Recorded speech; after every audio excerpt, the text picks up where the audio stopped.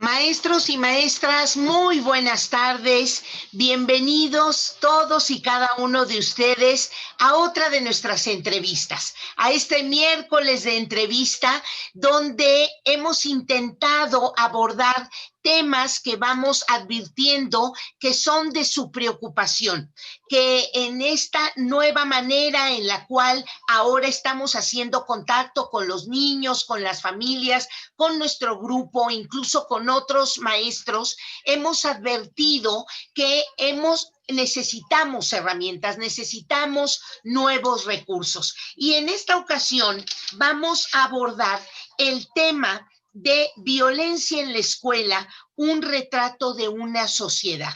Maestros, nos hemos percibido, hemos detectado esta enorme necesidad de gestionar, ¿no? Porque estamos en el mes de la gestión, de gestionar una serie de procesos, de contactos, de nuevos vínculos que sirven para el trabajo de aprendizaje de los chicos. Entonces, en ese sentido, hoy vamos a abordar desde el ámbito de la maestra Reina Monjaraz, directora general de Fundación en Movimiento, un tema que ellos han venido sistematizando, han venido profundizando, han venido contactando, porque es preocupante cómo desde el ámbito de la familia se van tejiendo las relaciones sociales. Hoy por hoy ya cada vez más sabemos que ese tejido de permisos, de construcción de la emocionalidad, de modelamiento dentro de la familia, de el trabajo que se van realizando entre los padres o los tutores de cuidado de un niño, van dejando en cada uno de nosotros una serie de elementos, de herramientas, de actitudes que luego usamos en otros espacios sociales. Y hoy hablaremos de cómo se construye, cómo se tejen estas maneras de violencia que luego los niños practican con sus compañeritos o en espacios escolares, o se introducen en las maneras de hablar, o se introducen en estas formas de vincularnos y asociarnos. Así es que, maestros y maestras, nuevamente bienvenidos. Gracias por participar en nuestro día de entrevista. Y quiero dar la bienvenida también de manera especialísima a la maestra Reina Monjaraz. Ella ha mantenido un profundo compromiso con Fundación en Movimiento desde 2013, cuando se integra a las filas de este proyecto, recibiendo el nombramiento de directora general en agosto del 2018. Tiene la firme convicción de que solo a través del conocimiento y el entendimiento podremos tomar conciencia y evolucionar como seres humanos para actuar con amor hacia nosotros mismos y hacia los demás, construyendo una cultura de paz. En su proceso formativo, ella es maestra en educación por la paz, tiene la maestría en psicoterapia gestal, es especialista en psicoterapia gestal con adolescentes, especialista en desarrollo humano, y realizó su licenciatura en administración de empresas. Ha desarrollado y participado en muchos diplomados. Uno de ellos es en desarrollo comunitario, cultura de la calidad, gestión estratégica, alta dirección, desarrollo humano, formación de facilitadores en desarrollo humano, evaluación en valores, y se certificó internacionalmente como maestra en Kundalini Yoga, que son varias de las herramientas que pueden incorporarse para ir acompañando a los chicos a las chicas en este proceso de su desarrollo humano. Entre su experiencia laboral destaca las aportaciones que ha hecho en la fundación en el diseño e implementación de los 3 ejes rectores del modelo del método que ellos promueven. Además, ha impartido cursos y conferencias, se ha desempeñado como catedrática en el nivel de licenciatura y durante 10 años se desempeñó en diferentes áreas en la Secretaría de Desarrollo Social, como en el programa de apoyo de alimentario en Diconsa.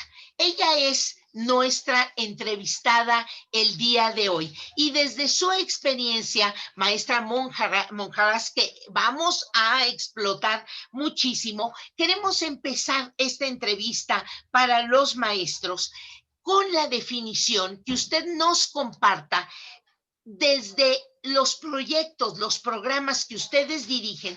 ¿Qué entienden por violencia? Para no confundirla con otras cosas, porque ese es un tema que a veces cualquier actitud, a lo mejor producto del enojo de un pequeño, de la desesperación o de la confusión con otra emoción, a veces lo catalogamos con violencia. ¿Por qué no empezamos con esta pregunta, maestra?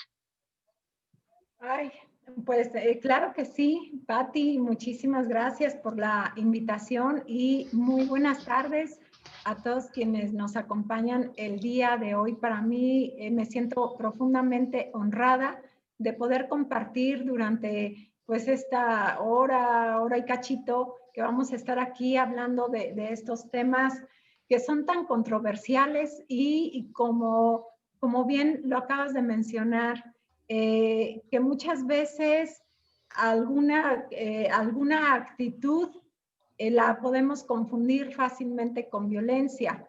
Y definitivamente el hablar de bullying implica y nos invita a hablar de lo que es la violencia, pero no podemos hablar de violencia si no hacemos la diferenciación con lo que es conflicto. Porque eso, justo el contestar mal, el gritar, el de pronto enojarnos con alguna persona, todo eso son conflictos, más no violencia. Entonces sí me gustaría, si me lo permites, empezar haciendo esta gran diferencia. ¿Por qué? Porque justo el hecho de que confundamos lo que es conflicto con violencia nos lleva a que no podamos solucionar estos conflictos cuando se presentan y permitimos que lleguen a violencia. Primero, quiero decir que violencia no es lo mismo que conflicto, pero un conflicto no resuelto puede derivar en violencia. Para empezar, el conflicto no es algo estático. El conflicto es un proceso que se da. Y la violencia, la gran diferencia, la gran característica que los distingue a uno del otro es que en la violencia hay daño. La violencia causa daño. El conflicto no necesariamente causa daño si se conoce cuál es el proceso para la transformación pacífica de este. Entonces, sí quisiera decirles que lo importante en este camino de empezar a distinguir este tipo de dos situaciones tan diferentes es que aquí viene la importancia de empezar a educar en este proceso de la resolución pacífica del conflicto para no generar violencia o para evitar la violencia. Y es importante decir que el conflicto comienza con un choque de necesidades. Cuando hay este choque de necesidades, que puede ser desde lo que se presenta en un salón de clases, hubo un choque entre dos niños que no se caen bien por alguna situación, hubo un choque porque un niño no tolera al otro. Si desde ahí no se resuelve, entonces Imaginen que es como una escalerita. Vamos a suponer, les voy a pedir aquí un poco de la imaginación. Vamos a suponer que iniciamos el proceso del conflicto en la base de esta escalera, en donde hay necesidades que tienen resueltas ambos niños en la escuela o los padres de familia o en la comunidad escolar. Pero algo sucedió que esas necesidades de pronto chocan. Si desde esa parte no se sientan las personas involucradas directamente a hablarlo, a ver qué es lo que sucedió, por qué pasó esto, entonces empieza a haber malas interpretaciones, empezamos a hacernos prejuicios, empezamos a criticar, etcétera, y viene entonces el problema, que es en donde surge el conflicto. Hasta ahí todavía lo podemos resolver. ¿Cómo? Hablando, enfocándonos en esas necesidades que chocaron, eso que provocó que llegáramos al conflicto. Pero cuando no se resuelve ahí, sube al siguiente nivel y se convierte en crisis, donde ya viene la violencia.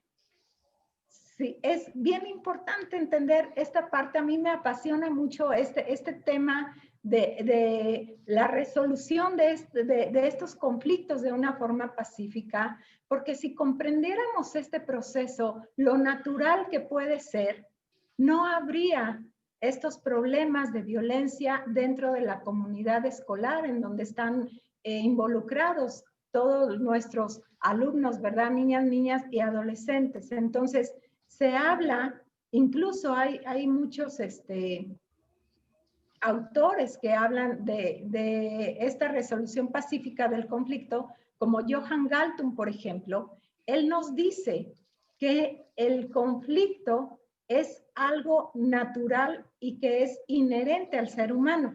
Entonces, desde ahí, la educación hacia los niños debería, desde mi perspectiva, incluir en lo cotidiano el tema de la resolución pacífica del conflicto, y debería de incluir de manera cotidiana hablar del conflicto como algo inherente al ser humano. Cuando entendemos este proceso, que conflicto no es violencia y que un conflicto tiene vida por sí mismo, y que el hecho de no pararse a resolverlo, a querer transformarlo en algo, en una área de oportunidad y un aprendizaje, el conflicto continúa, ¿eh? Aunque digamos, no lo quiero ver, el conflicto tiene vida por sí mismo y puede derivarse en violencia si no lo resolvemos.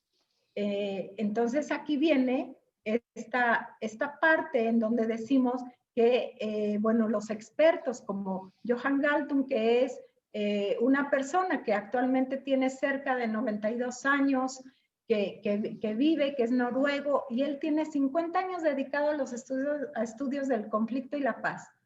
Entonces nos dice que es bien importante darnos cuenta de esto, que es natural al ser humano, mientras que la violencia no es algo natural.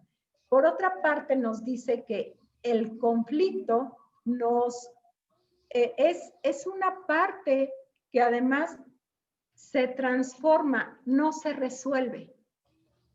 Y entonces dirá, a ver, entonces, ¿cómo vamos a resolver el conflicto? Bueno, lo que pasa es que cuando tú tienes un conflicto, cuando yo tengo un conflicto, si te das cuenta, si tú tienes un conflicto con una persona, una vez que lograste que se transformara en un aprendizaje, en una oportunidad, ya no eres el mismo. Aunque se haya resuelto de una forma pacífica, tú ya no eres el mismo. La otra persona ya no es la misma. La situación cambió. Probablemente la relación se fortaleció y el vínculo se fortaleció, o probablemente se rompió, pero hubo una transformación del conflicto. que se puede transformar en crisis o en oportunidad. Cuando llegamos a la violencia es cuando se transforma en crisis.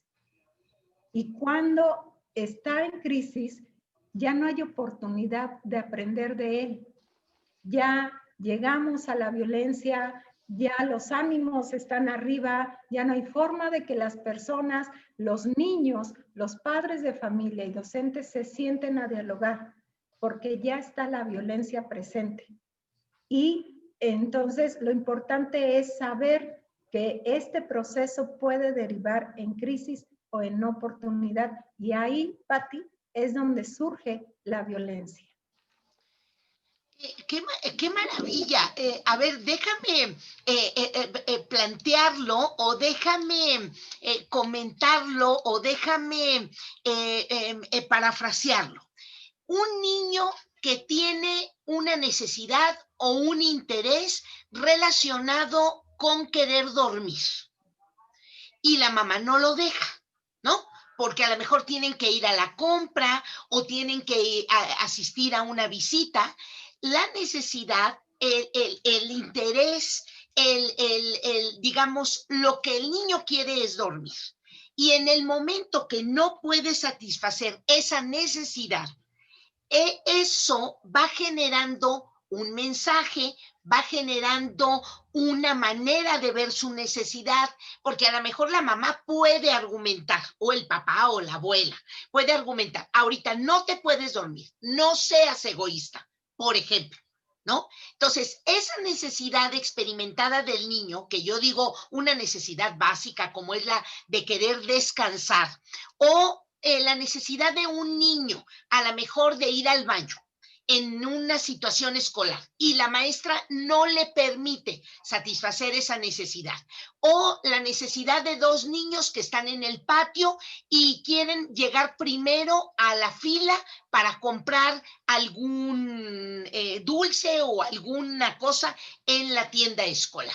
O sea, ahí vemos una necesidad. Entonces, lo que tú nos dices, Reina, es que cuando esa necesidad es acompañada de un proceso que no es adecuado, no correcto a la satisfacción, no negado, ahí es donde puede empezarse a gestar una, digamos, apartado negativo de esa necesidad que se vuelve conflicto.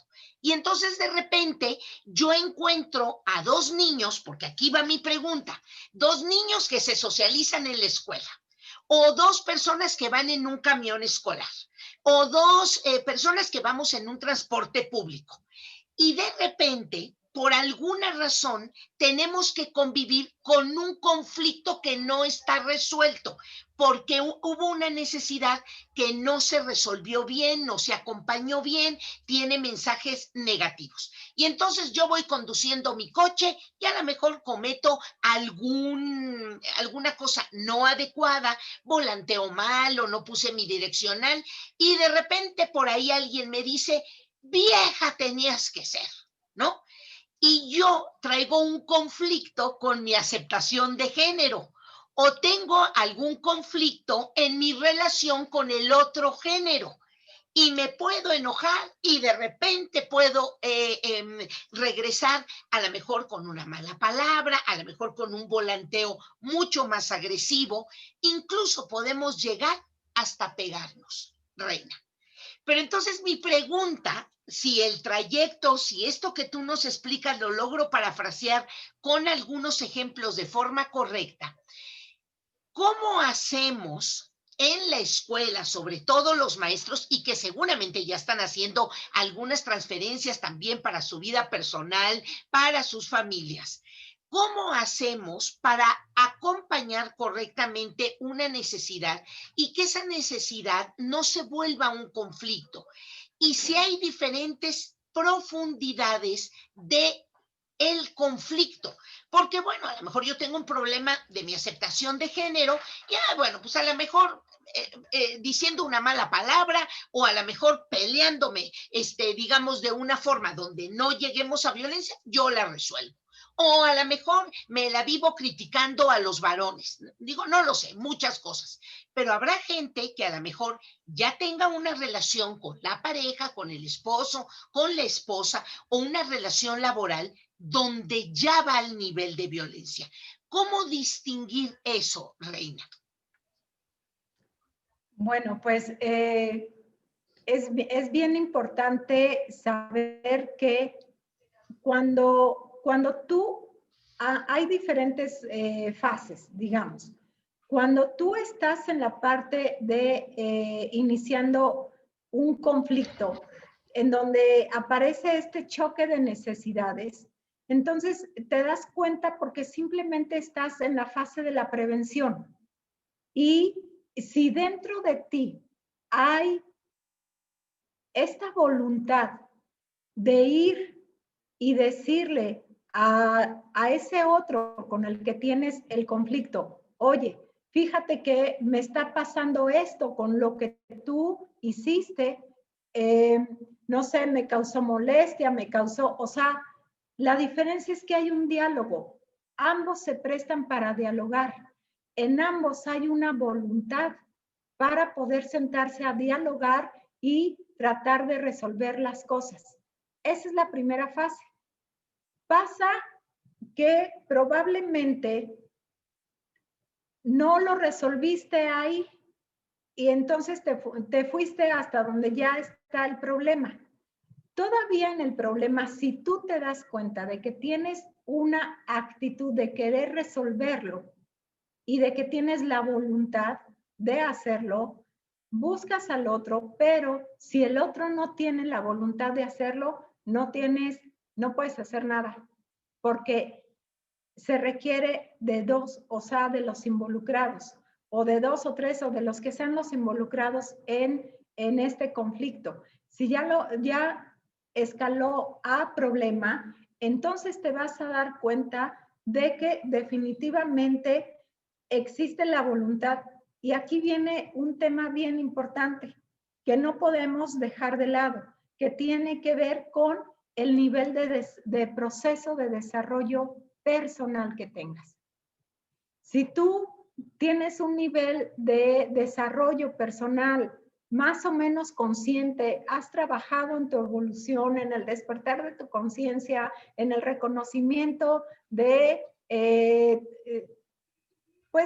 tus habilidades, de tus virtudes, de tu ego, etcétera, probablemente no vas a pasar de que vayas y hables con la otra persona porque lo quieres resolver. Pero si la otra persona tiene un proceso de desarrollo muy básico, difícilmente te va a escuchar. A lo que quiero llegar con esto es que finalmente estamos hablando de un tema de educación, definitivamente. Un tema de educación en el que afortunadamente cada vez más se empieza a hablar de estos temas, de la violencia, del conflicto, de que haya una resolución pacífica, de que haya una educación que vaya enfocada hacia la paz en las escuelas. Hay temas bien importantes de los cuales antes no se hablaba y ahora sí.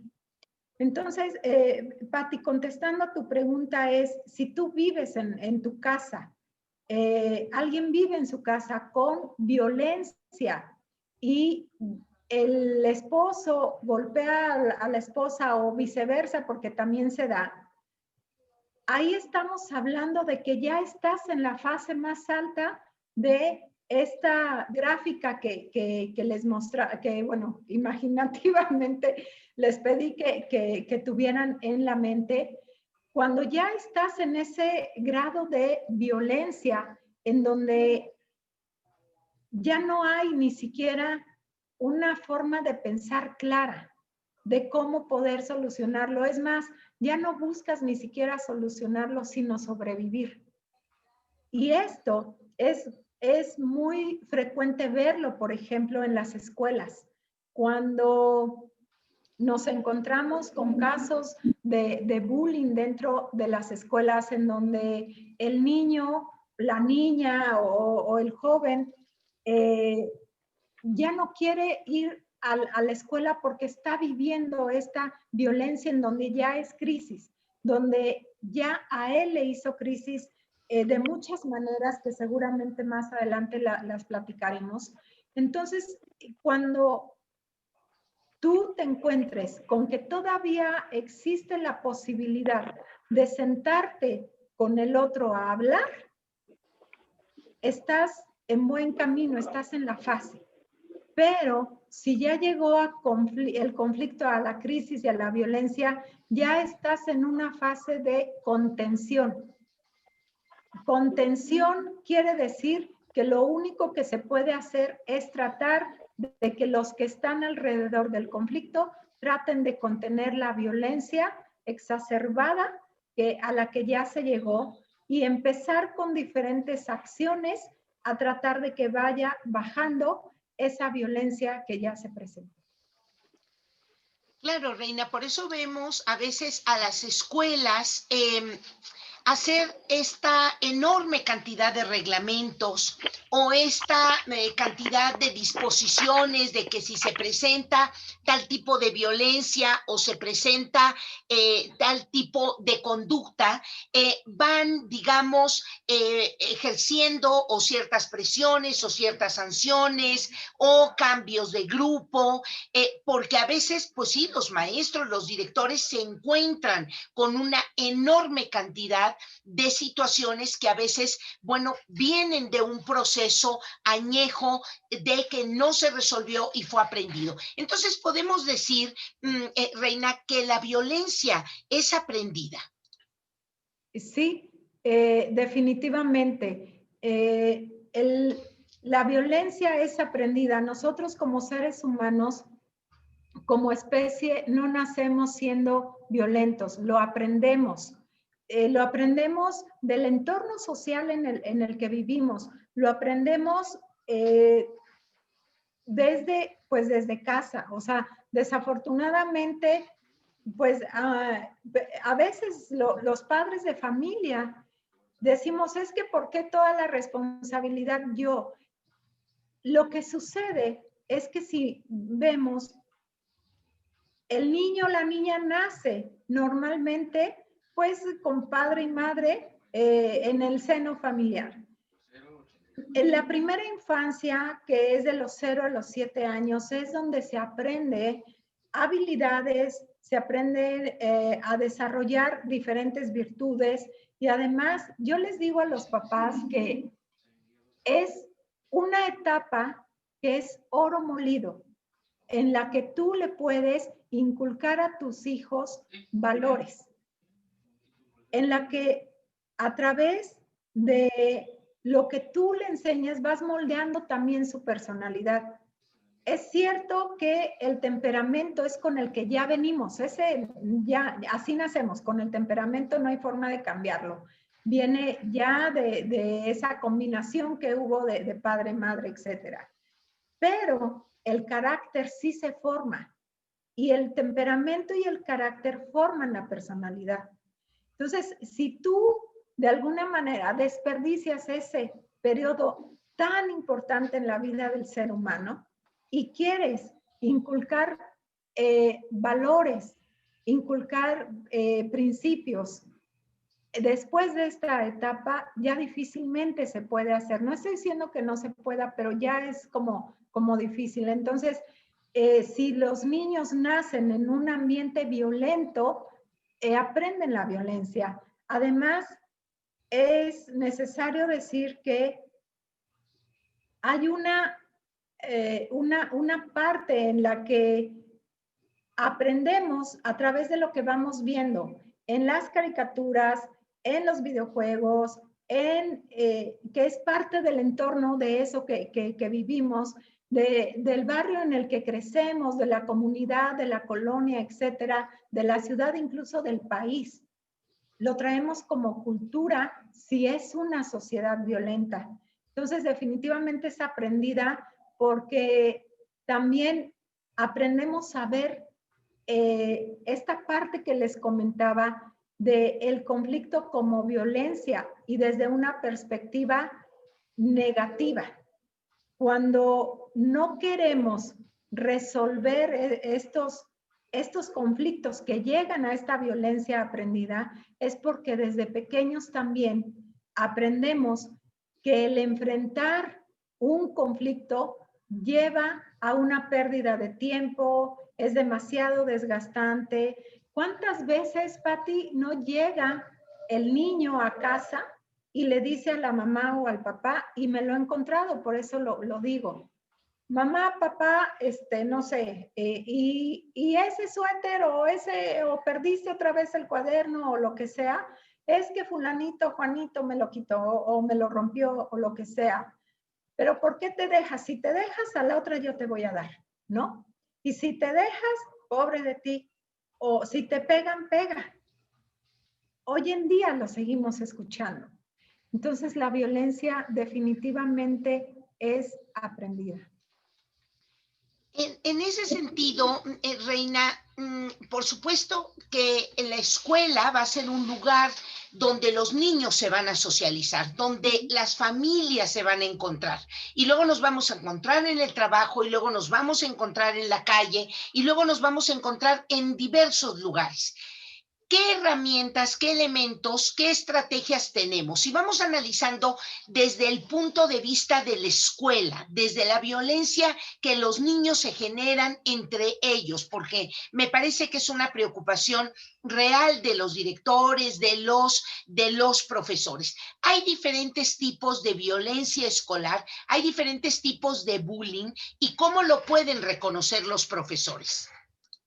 Sí, mira, cuando normalmente si tú buscas en cualquier lugar qué tipos de violencia escolar existen, te vas a dar cuenta que normalmente se pone o encuentras que violencia psicológica, violencia física, violencia verbal. Cuando hablamos específicamente de bullying, es necesario que distingamos entre estas diferentes formas en cómo se manifiesta. Ajá. Porque si bien el bullying también es importante empezar con la definición, por lo menos que nosotros hemos dado en Fundación en Movimiento para que los papás y en general la comunidad escolar lo pueda comprender más fácilmente. Entonces, para empezar, el bullying lo definimos como una acción que es una agresión hacia el otro, que es constante contra alguien y con la intención de hacerle daño, de humillarlo, de mil formas.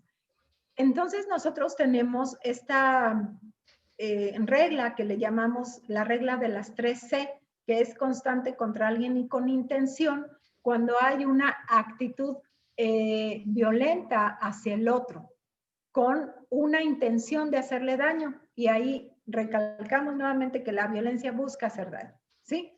Las razones son muchas por las que puede haber una situación de bullying. Y el bullying, por ejemplo, podemos encontrar que empezamos desde la parte de la exclusión. ¿Qué quiere decir esto? Que desde el momento o como se empieza a manifestar, viene desde que al niño o la niña se le hace la ley de hielo, ¿no? Los compañeros se ponen de acuerdo y pobre del que le hable a aquel niño porque entonces se las va a ver con quien genera la violencia. No los invitan al equipo, no les invitan a que hagan las tareas, no les invitan al equipo de fútbol, etc. Ese es un tipo de bullying, cómo se presenta la violencia en la escuela. Después venimos con la parte del psicológico, que al final la parte de la violencia psicológica está presente en todo momento, porque desde que un alumno está recibiendo una exclusión, una actitud de exclusión, una acción en donde lo están excluyendo. Entonces, desde ese momento ya está generando este daño psicológico. Y de ahí va también escalando. Por ejemplo, nos seguimos a lo verbal. Ya pasó de excluirte y ahora te voy a empezar a poner apodos, te voy a decir algunas groserías o etcétera, de modo que sea a través de lo verbal y continúa la parte del daño psicológico. De ahí también nuevamente sube al daño físico.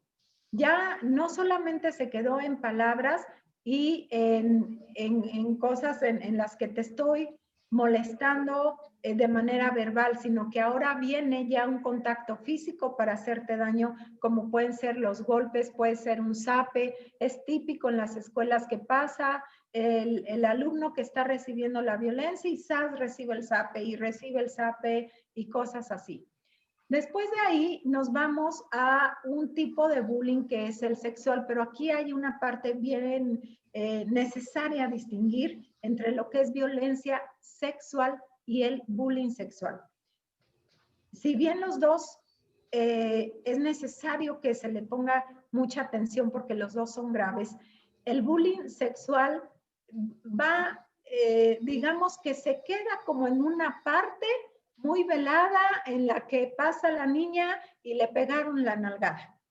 O pasa el niño y le bajaron el pants, ¿sí? Como en esa parte queda, más o menos, pero si no se detiene, puede subir a una parte de acoso sexual en el que, bueno, ya ahí vienen incluso, pues, no sé, denuncias penales, etcétera.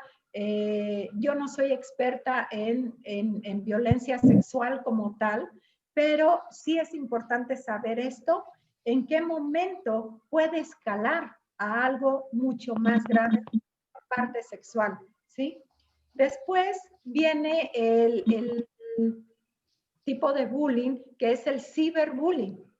El ciberbullying que desafortunadamente hemos encontrado que a raíz de la pandemia ha incrementado en un gran porcentaje, dado que lo que antes sucedía de manera presencial en las escuelas ahora se trasladó a la forma virtual.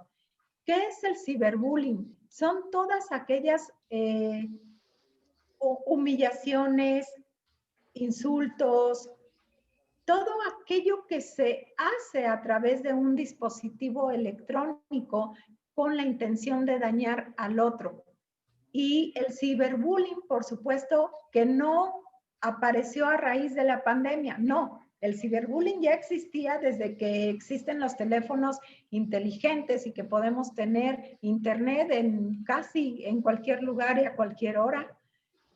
Entonces, el ciberbullying lo que viene es ahorita actualmente a sustituir lo que era el bullying, porque además hay una característica bien importante que es quien recibe ciberbullying es normalmente de alguien conocido, de alguien de la escuela, o muchas veces de aquel que le hacía el bullying en la escuela, ahora lo hace a través de estos dispositivos. Por otra parte, es relativamente más constante porque ahora estamos en la pantalla y basta con que me agarres bostezando para hacer una captura de pantalla y hacerme un meme. Y entonces de ahí subirlo y que todo el mundo se burle. Otra de las situaciones preocupantes que hemos visto es que empieza a haber mucha burla por el contexto en el que viven los compañeros. Lo más adecuado, y aquí es una cosa necesaria saber, que busquemos un lugar en el que no nos permita como dar mucha información de nosotros en la pantalla. De preferencia una pared y listo, porque de esa manera no pueden burlarse los niños de que, mira, cómo vive, mira tal cosa, o de pronto que pase la mamá, los hermanos, y puedan tener información para poder continuar con estos ataques. O si tienen cosas de valor atrás, si ya lo vieron, etcétera. Entonces, sí, el ciberbullying es otro tipo de violencia, pero creo que podría yo decirlo desde lo que he visto en la fundación, que puede ser incluso hasta más grave que el propio bullying, por la viralidad que tiene.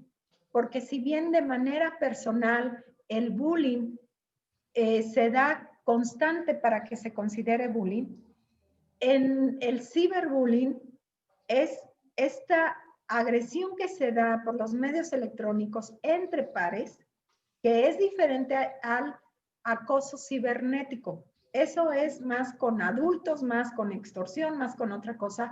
El ciberbullying es entre pares menores de edad.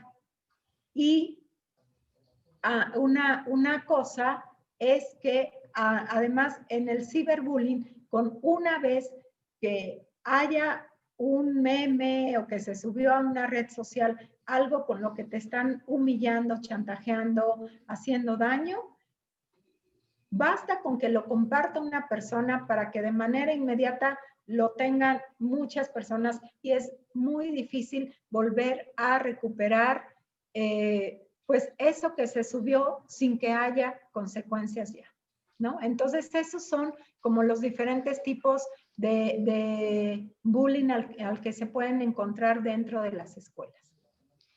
Ahora, Reina, en función de lo que ya hemos revisado, digamos como un pequeño marco teórico, un marco de referencia que permita a los maestros identificar este fenómeno, que nos permita saber que es algo que se puede ejercer, que se puede presentar en los espacios escolares, aunque sea a distancia. Vamos viendo un poco las alternativas que pueden tener los maestros. A lo mejor pudiéramos identificarlas o irlas enlistando, Reina, si eso es posible, en función de cómo ayudamos a los chicos que están siendo agredidos o a los chicos que agreden. Primero, identificando que ahí hay una alianza. ¿Es cierto esto, Reina? Es decir, porque el que es el chico agresor, pues no los agrede a todos o no de la misma manera. Ahí hay como una especie como de alianza, hay una especie como de vinculación, ¿no? Pareciera ser que hay como una identificación que tiene que ver con aquella añeja vivencia de una necesidad no resuelta y que ese compañerito o esa compañerita me pueden recordar, no sé si por el olor, por la expresión, por el género, por una palabra, por un rasgo, por la forma de actuar. Y ahí hay una especie como de relación en donde puede empezarse a dar este conflicto, porque a lo mejor pues todo mundo queremos ganar para llegar a la tienda, pero a lo mejor con uno sí empiezo este choque y con otros no. Ahí también hay alguna cuestión que debamos de profundizar, Reina. Sí, mira, sí es aquí importante mencionar que sí, cuando un chico, un alumno, sea varón o mujer, empieza a molestar a otro con la intención de empezar a generar bullying, de pronto vemos que hay características específicas en los niños y efectivamente, porque de 50 que hay en el salón de clases resulta que justo con él no es casualidad. Tiene una explicación psicológica que va pues mucho más allá, o sea, no es casualidad de que precisamente a ti es a quien estoy decidiendo que voy a molestar y no es tampoco una decisión consciente. No crean que es el chico, a ver, con por estas características. Pareciera explicado de una forma, pues, digamos, bastante burda. Es como se atraen de alguna manera. Hay características en las que un chico, un joven, que es el que recibe la violencia, de alguna manera está atrayendo al otro porque puede estar viviendo soledad dentro de su casa, está viviendo falta de atención o está siendo excluido de alguna manera. A veces cuando decimos, es que ¿por qué no se defiende? Muchas veces no se defiende porque yo sé que es muy difícil de entender esto, pero a veces tienen ganancias secundarias. Saben que por lo menos soy importante para ti, aunque me estás molestando, pero soy visto por ti. Cuando en casa quizás no me están viendo. O también sucede que aquel chico que está generando la violencia trata de llamar la atención de una manera negativa, como con aquel que le permite hacerlo. Desde luego que alguien que genera la violencia, y esto lo estoy hablando más desde un poco desde la psicología, y aquí debe de haber muchos psicólogos, desde luego, que vamos a ver cómo aquel que genera la violencia busca también con aquel que se sienta poderoso. No lo va a hacer con alguien que sabe que le va a poner un alto. Entonces también las características de quien recibe la violencia y de quien la genera son de alguna manera algo que hacen una mancuerna, que sabe de manera inconsciente que uno no se va a defender y que el otro puede ejercer ese poder sobre aquel que lo permite. Entonces, los profesores, por ejemplo, aquí, ¿cómo se pueden dar cuenta de quién está recibiendo esta violencia?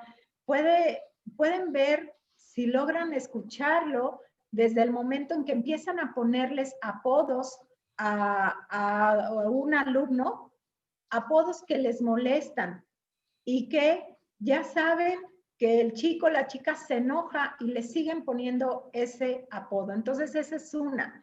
La otra también es que puede estar siendo rechazado completamente dentro de cualquier equipo de trabajo, dentro de cualquier equipo deportivo o para las fiestas o etcétera, o es el niño que normalmente come solo en el recreo, o incluso nos encontramos con situaciones en las que comen en el baño para que no les quiten su comida y les permitan comer. También pueden ver que pueden empezar a bajar sus calificaciones, pueden empezar a tener bastantes ausencias en la escuela. Eso es en cuanto a el salón de clases con el profesor. También se puede dar cuenta que normalmente busca no participar en clase, y si lo hace de una manera muy precavida para evitar errores y que de ahí se vuelvan a burlar de él o tengan más material para hacerle daño. Y desde la casa, los padres de familia se pueden dar cuenta de que su hijo está sufriendo bullying cuando ven que no puede dormir, y cuando antes sí lo hacía, que tiene pesadillas, que no quiere ir a la escuela. Hay un síndrome que provoca que cuando saben que ya se tienen que levantar a la escuela, automáticamente empieza la temperatura o se enferman de diarrea, algo les sucede, de modo que el mismo organismo busca esa justificación, ese ajuste creativo le llamamos, para que como una forma de protección y que le evite ir a la escuela. Y una vez que sabe que ya terminó el horario de la escuela, ya vuelve a estar bien. Normalmente lo pueden ver que llegan de la escuela y empiezan a quererse ir solamente a su cuarto y estar aislados, y no quieren que absolutamente nadie los moleste. Son diferentes manifestaciones, incluso desde que llegan también a casa y quieren comer muchísimo porque seguramente en el recreo les están quitando la comida y no les están permitiendo comer. O les dicen, me traes mi sándwich, entonces pues le dan la torta, ¿no? El sándwich se lo dan a quien lo están molestando. Cuando tú veas ese tipo de situaciones, yo sí soy de la idea de que teniendo buena observación, sobre todo en casa, los papás con los hijos pueden darse cuenta. Entiendo que como profesor, verdaderamente yo me pongo en su lugar y digo, imposible. Teniendo 50 niños en el salón de clases, a duras penas termina el semestre y me aprendí los nombres. Sin embargo, eso pues no nos excluye de tener ciertas responsabilidades. Y termino este comentario diciendo que en la fundación consideramos que es bien importante no ponerle, ¿por qué no llamamos víctima y agresor? Porque la víctima, si bien legalmente se puede llamar víctima, pero nosotros en términos educativos le llamamos quien recibe la violencia, quien genera la violencia, porque si le ponemos la etiqueta de agresor o de víctima, estaríamos dejando de creer que el ser humano no puede cambiar. Y ambos pueden cambiar esa situación. Y porque hablamos de que son actitudes, por eso se pueden cambiar. No se califica a las personas como víctima o como agresor, en este caso del bullying, no lo queremos hacer en la fundación. Reina, hablando un poco de soluciones, hablando de estrategias, y si las dividimos, ¿qué pueden hacer los profesores en el tema del reconocimiento de las emociones? ¿Qué pueden hacer los profesores al respecto de ejemplificar situaciones vividas? Hoy tenemos una literatura muy amplia donde los niños entran en contacto con algunas situaciones que pudieron haber vivido y que a lo mejor ver de lejos a través de un cuento, de una historieta, pueden irse identificando y por ahí empezar a platicar. ¿Qué pueden hacer los profesores para estas negociaciones pacíficas? ¿En qué ponen el énfasis? ¿Cómo hablan? ¿Cómo verbalizan? ¿Qué palabras utilizar? ¿Qué elementos o qué herramientas pueden tener los docentes para ir contactando las diferentes fases de un conflicto? Mira, lo principal que debe de existir es capacitación, formación.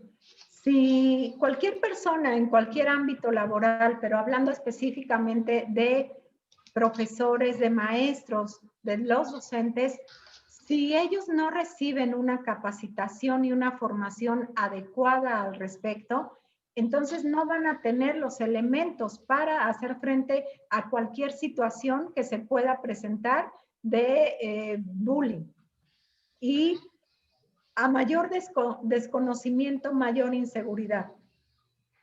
Podemos ver que muchas veces o algunas veces en algunas situaciones hay profesores, docentes que no actúan frente a una situación de acoso escolar o de bullying porque simplemente no tienen el conocimiento de qué hacer y el desconocimiento provoca miedo, provoca inseguridad.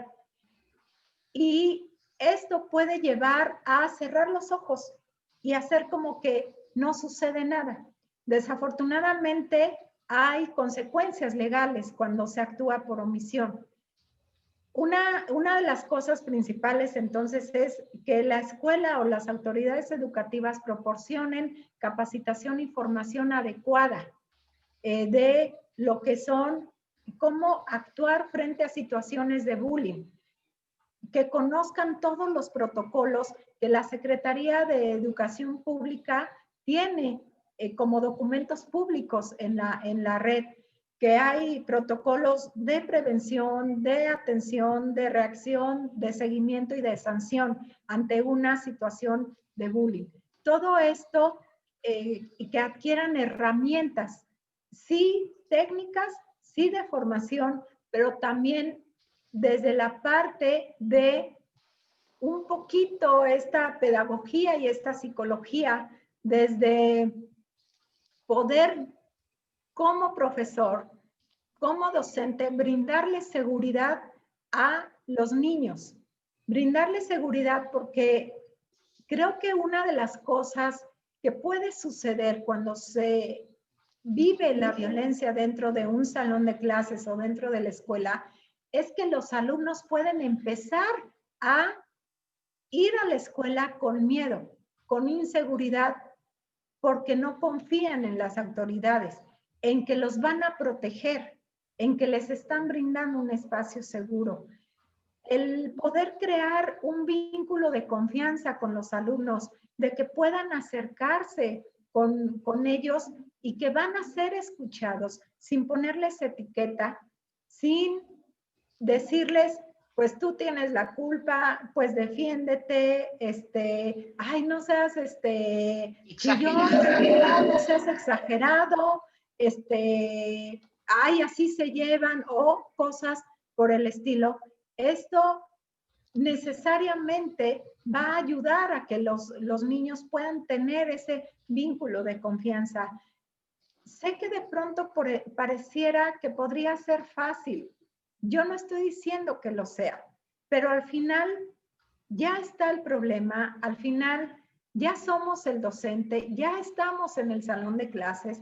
Ahora que estamos de manera virtual, también es importante que tú sepas desde cómo utilizar las herramientas y las plataformas, porque desde ahí los alumnos hoy empiezan a ser burla a los maestros por no saber utilizar estas plataformas y los niños se sienten con más poder estando atrás de una computadora, porque saben que no los pueden reprender de manera directa. Definitivamente es capacitación y formación, les va a dar conocimiento y les va a dar seguridad.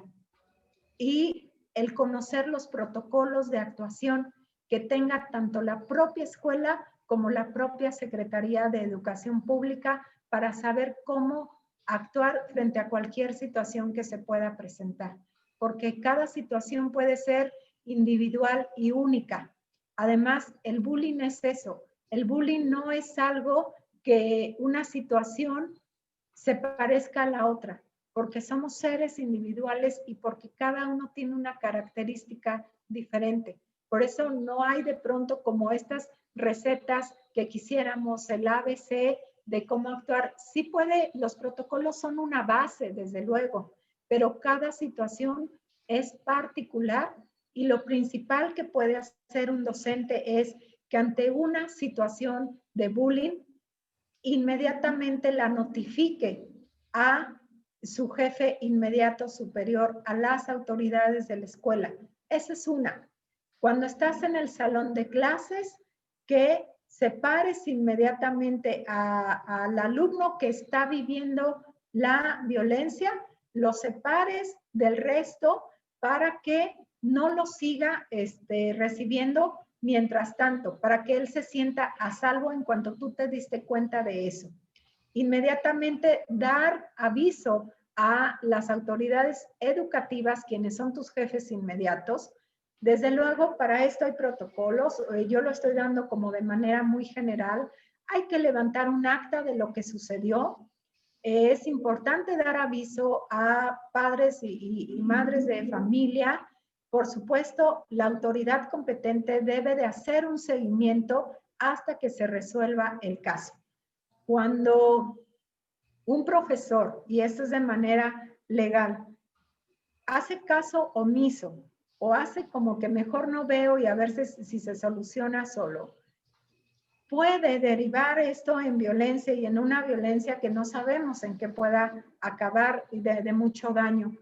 Y cuando esto sucede, si la escuela o las autoridades educativas logran comprobar que el docente no actuó de manera oportuna y de manera adecuada, entonces puede haber una denuncia hacia el docente, desafortunadamente.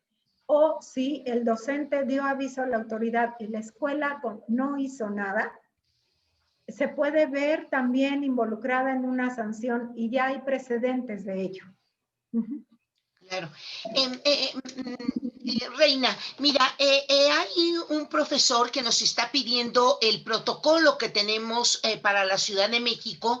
No sé si la Secretaría de Educación Pública haya generalizado este documento, pero le voy a pedir aquí a una de las personas que nos está ayudando que busque el protocolo. Ricardo, ¿nos ayuda, por favor? Y ahorita se los ponemos. Sí hay que tener cuidado, maestros, porque luego cada ciudad, cada gobierno local, digamos, emite alguna serie de procedimientos, da recomendaciones de algún número telefónico para esos protocolos del bullying en las escuelas de cada uno de los estados. Pero con mucho gusto, ahorita les buscamos y se los vamos poniendo.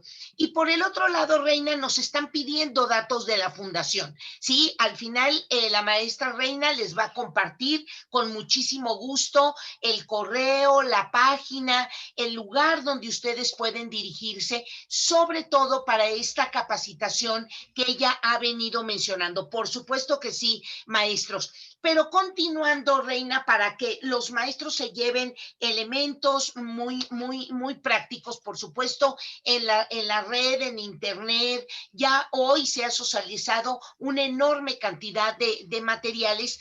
Es importante que estas ideas, digamos, se acomoden muy bien en los procesos de intervención que hacemos los maestros.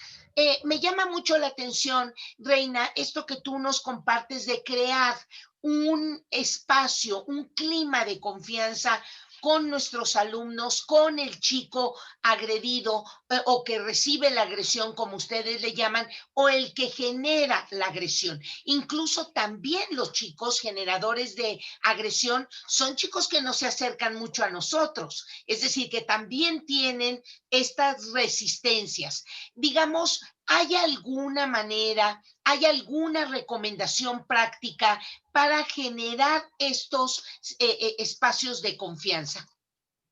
Sí, y si me permites, no sé cuánto tiempo tengamos, sí me gustaría también decirles que pueden ustedes detectar, por ejemplo, a quienes generan la violencia también, que son chicos normalmente que no respetan a la autoridad, la autoridad de su profesor, y mucho menos van a respetar la autoridad del psicólogo, del orientador, de todas las autoridades que están dentro de la escuela. Normalmente no les hacen caso, son faltas de respeto y son chicos rebeldes. Por otra parte, tienen muy poca tolerancia a la frustración. Cuando ustedes llegan a llamarles la atención por algo dentro del salón de clases, normalmente van a ver una actitud de violencia o incluso altaneros o retadores contra el propio profesor. Por otra parte, también ven a la violencia como algo divertido o como una forma de relacionarse. Y el violentar al otro les genera como esa satisfacción. Por otra parte, son chicos que tienen impulsos de pronto como de violencia o falta de control. Todo esto les puede ayudar a ustedes a ver cuando alguien está empezando o es aquel que está generando, porque normalmente tienen a su séquito. Quien genera la violencia no actúa solo, tiene alrededor un grupo de compañeros que lo apoyan. De otra forma, no lo harían. De verdad, quiero decirles rápido que en algún momento un niño que atendía en la fundación, él me decía en una sesión de terapia que cuando él estaba solo con la persona que lo agredía, entonces que era su amigo. A él le sorprendía, así me lo decía, pero cuando estaba con su grupo de amigos era cuando lo violentaba. aquí vemos ese gran poder que tienen los testigos o los cómplices alrededor de quien genera la violencia, porque lo que le está mandando es como este apoyo. Yo te apoyo para que tú puedas continuar con esto. Y esto de alguna manera se justifica porque dicen, yo prefiero unirme contigo, que eres el que tiene el poder, el que genera la violencia, a irme contra ti porque después a mí me va a ir igual, ¿no? Entonces es todo esto, pero lo más importante que hay que tomar en cuenta es que ambos, tanto quien genera la violencia como quien la recibe, necesita de un apoyo terapéutico, pero sobre todo del amor y la confianza de papá, mamá o abuelito o tía con quien vivan, con quien sean sus tutores. Y además también de el apoyo y la confianza de su profesor o profesora, de que puedan acercarse y que sepan que le van a creer. Probablemente desde su perspectiva pueda tener o exagerar el hecho porque así lo está viviendo él. Pero hay una parte que te está diciendo, ayúdame, ayúdame porque lo necesito. Y tanto quien genera la violencia puede estar viviendo abandono en su casa o puede estar viviendo sobreprotección en su casa. Cualquiera de las dos.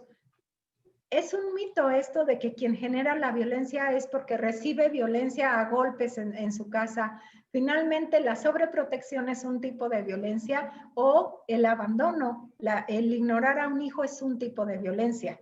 Y es la forma en cómo él llega. Y hay documentales, películas en YouTube, etcétera, tantas formas en que han tratado de demostrar cómo aquel niño que es todo violento, todo yo soy el que puede, etcétera, llega a casa y se encuentra con un medio hostil, con un medio en el que es rechazado muchas veces, en el que no está siendo atendido. Lo que quiero decir con esto es que al final ambos necesitan de la atención y del amor de padres o tutores que estén a cargo y de sentirse con la confianza de acercarse a aquel profesor o profesora con quien mejor sientan una química, que pueda haber un entendimiento, porque si no lo encuentran en casa, seguramente lo pueden encontrar en la figura de su maestro. Y aquí, Reina, a lo mejor dar estos espacios de análisis, el escuchar simplemente, el ayudar a nuestros alumnos a lo mejor a expresarlo a través de un dibujo, a través de alguna descripción, a lo mejor el hecho de tener un diario con ellos, donde los niños, donde los jóvenes puedan ir expresando, si bien no es la solución, es como este primer paso de ir generando los espacios de confianza que al niño por lo menos le van a dejar descansar un poco, le van a dejar descansar un rato. Reina, para ir cerrando, yo quisiera preguntarte qué perspectiva, qué, digamos, lectura tienen después de que los maestros han podido intervenir con algunas pequeñas prácticas, a lo mejor con el seguimiento de protocolos, a lo mejor hay algunas escuelas que han trabajado mucho esto de escuela de padres, donde van informando a los papás, donde hay algunas otras escuelas que han trabajado estos rincones o talleres de emociones, ya son como primeros pasos. Y luego una intervención mucho más sistemática, que es la que ustedes proponen, una capacitación donde incluso conozco el programa, acompañan a toda la comunidad, porque donde hay un niño que genera y que se aprovecha de las condiciones de una escuela, de un grupo, para poder producir esa violencia, es que hay todos estamos involucrados. Digamos, cuánto tarda, cuánto dura, qué hay que hacer, cómo es el proceso, porque es importante, digamos, señalarle a los maestros que esto no se resuelve de un día para otro y que al contrario, si nosotros ponemos más sanciones, más castigos, más barreras de contención, como tú decías, esto se sigue incrementando. Este conflicto va a ir creciendo hasta a lo mejor desencadenar en una situación pues que no queremos nadie. Ahí nárranos un poco cómo es este procedimiento en tu experiencia cuando lo han aplicado a escuelas completas, cuánto ha tardado y cuáles son los factores más importantes a atender. Claro, bueno, ahorita actualmente en la pandemia, por ejemplo, que estamos trabajando desde casa, hemos tenido gratas experiencias del trabajo que hemos realizado con los niños a través de estas plataformas. Una de las cosas que son necesarias actualmente y en lo que varios colegios, porque hemos trabajamos tanto con las escuelas, desde luego, públicas, como con los colegios. Sin embargo, ahorita hemos estado trabajando con los niños en la parte específicamente del desarrollo de sus habilidades socioemocionales. Es un tema que ustedes saben que incluso ya se está, forma parte ya de esta oferta educativa, de esta currícula dentro de las escuelas, que se empiece a hablar de la importancia de desarrollar las habilidades socioemocionales que les permitan a los niños desenvolverse con mayor confianza y fortalecer su autoestima. Eso es lo que estamos haciendo actualmente. Nosotros trabajamos a través de esta metodología que le llamamos método FEM, método Fundación en Movimiento. Ahorita tiene el adjetivo método FEM en su modalidad virtual. Y lo pensamos seguir trabajando una vez que sea como esta parte de combinado cuando ya vayan a las escuelas de manera presencial, pero también de manera virtual. Entonces, lo que nosotros creemos firmemente es que si no se aborda a los tres actores principales que conforman la comunidad escolar, difícilmente se pueden tener resultados en cualquier trabajo que se haga dentro de la escuela.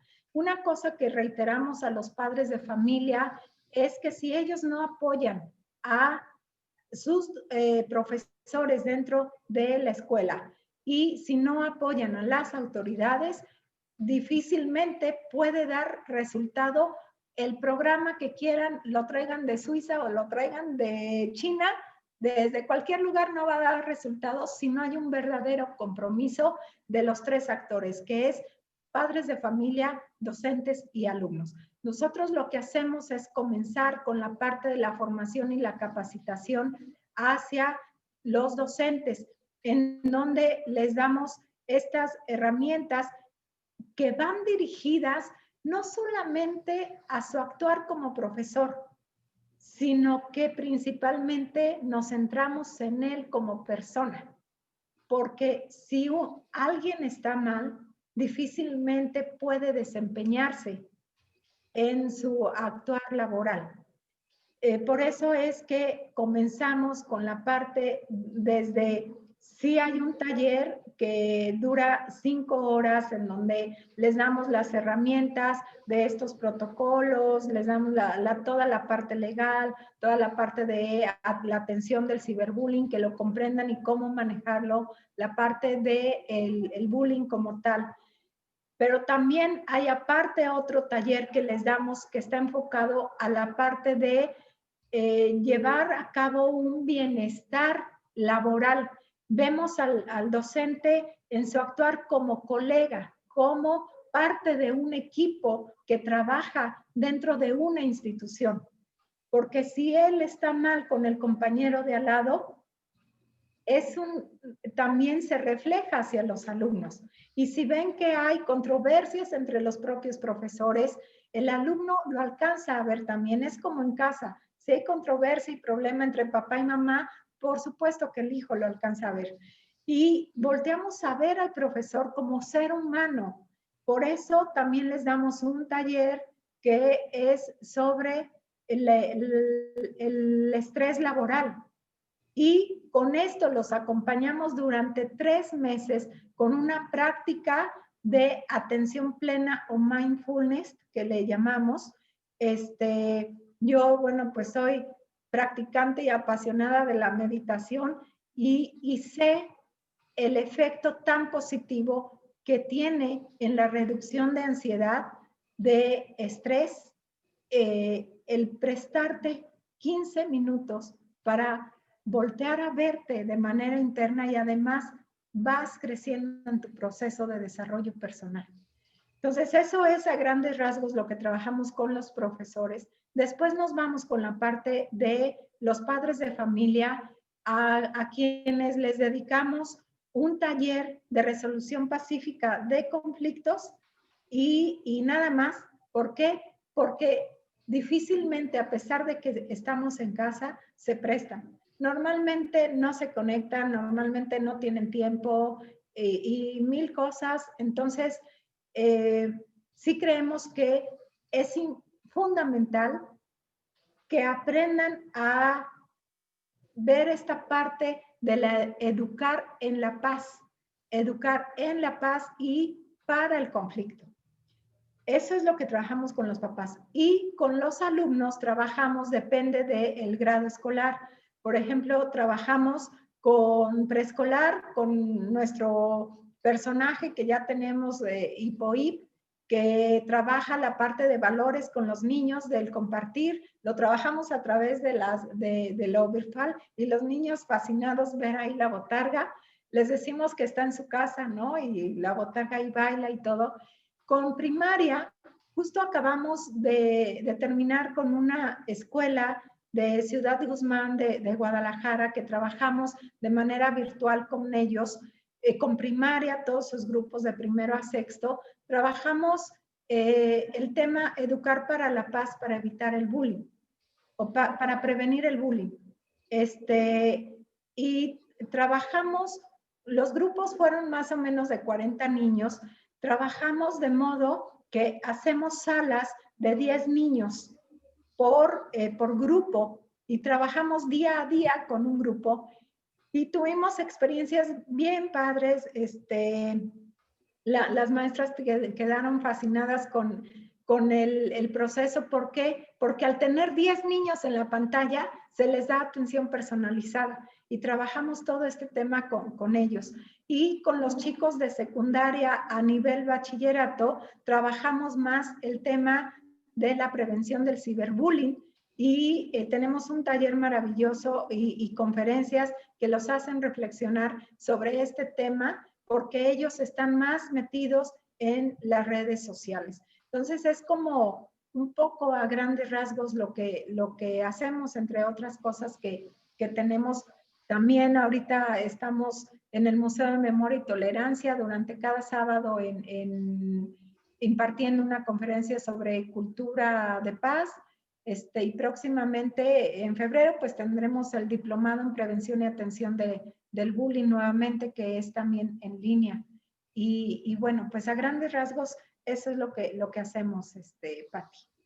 Pues, Reina, yo quiero agradecerte que la Fundación de veras sigue insistiendo en esta parte de que si dejamos crecer estos elementos que conforman la violencia, esta insatisfacción, este enojo, a lo mejor tristeza que puede haber de una enorme cantidad de experiencias que por ahí hemos vivido, esto sí se va a la sociedad. Por eso la entrevista tenía ese objetivo, que pudiéramos identificar que una necesidad no satisfecha verdaderamente va creciendo y por ahí vamos a ver a nuestros niños con toda esta carga que traen y que si bien los maestros no tendríamos una función inicialmente así, de veras tenemos que tomar una conciencia de cómo se ha gestado en nuestras familias una enorme cantidad de componentes para llegar a una sociedad que ya no podemos tapar con un dedo, que ya no podemos, como tú dices, taparnos los ojos, que ya no podemos evadir y que verdaderamente desde la trinchera de cada uno tenemos que empezar a resolver. Reina, ¿dónde te localizan? Mientras si quieres tú escribir en el chat el correo electrónico, déjame decirte que hay muchas felicitaciones, hay muchos agradecimientos, hay mucho reconocimiento a lo que tú les has compartido. Déjenme decirles a los maestros que ya les compartimos dos veces les hemos compartido para que puedan descargar de forma inmediata los protocolos que tiene la Secretaría de Educación Pública para la cuestión del bullying. Por ahí hay algunos profesores que nos acompañan, Reina, de diferentes estados de la República. Y hay un profesor que muy cordialmente, muy amablemente se presentó. Tenemos visitas del Salvador, así es que bienvenidos a todos los maestros. Ahora nos hemos dado cuenta que estos trabajos a distancia nos han hecho llegar a lugares insospechados, así es que todos y cada uno de ustedes siempre bienvenidos, maestros. Y la maestra Reina, por ahí tú nos dices, Reina, dónde te pueden localizar. Sí, les estoy escribiendo, les acabo de escribir en el chat el teléfono, pero de todas maneras se los doy. El teléfono de la oficina es el 1327, bueno, 55 1327 0112. 55 1327 0112. También tenemos un WhatsApp al que pueden escribir, que es el 55 79 97 0932. 932, este es su WhatsApp, ¿verdad? Exacto. Y la página, el correo a donde les podemos atender cualquier cosa es info, también se los puse ahí, info@fundacionenmovimiento.org.mx. Me quedé en Fundación en Movimiento, después .org.mx. Y nos pueden seguir en todas nuestras redes. En Facebook, por favor, apóyennos compartiendo la información. Créanme que es una información de mucha calidad. En la página de la Fundación nos encuentran como Fundación en Movimiento. Encuentran cosas que pueden descargar, guías para docentes, para padres de familia. Encuentran mucha información de mucho valor. También en Instagram, en YouTube nos pueden seguir y también tenemos nuestro canal en YouTube.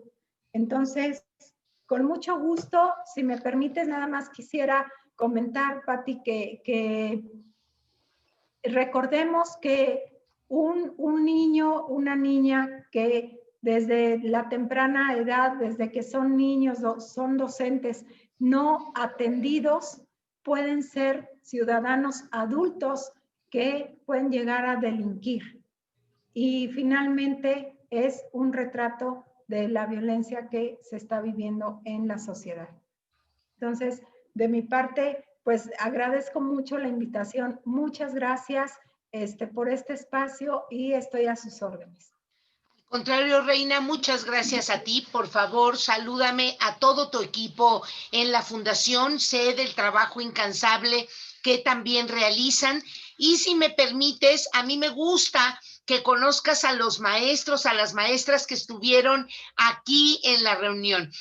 Por ahí estoy haciendo un paneo para que todos y cada uno de ustedes, abriendo su cámara, podamos saludarnos y podamos, maestros, decirnos hasta pronto. Este es su espacio, ahí tienen la información. A los que estuvieron con nosotros, a los que asistieron, ya se tomó la la lista se les manda, Reina, este video.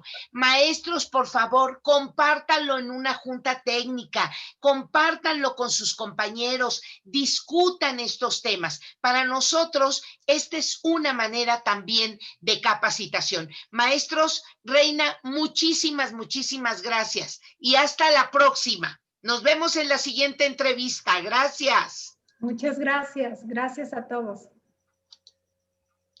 Hasta luego. Un abrazo. Un abrazo, doctora. Otro abrazo para todos.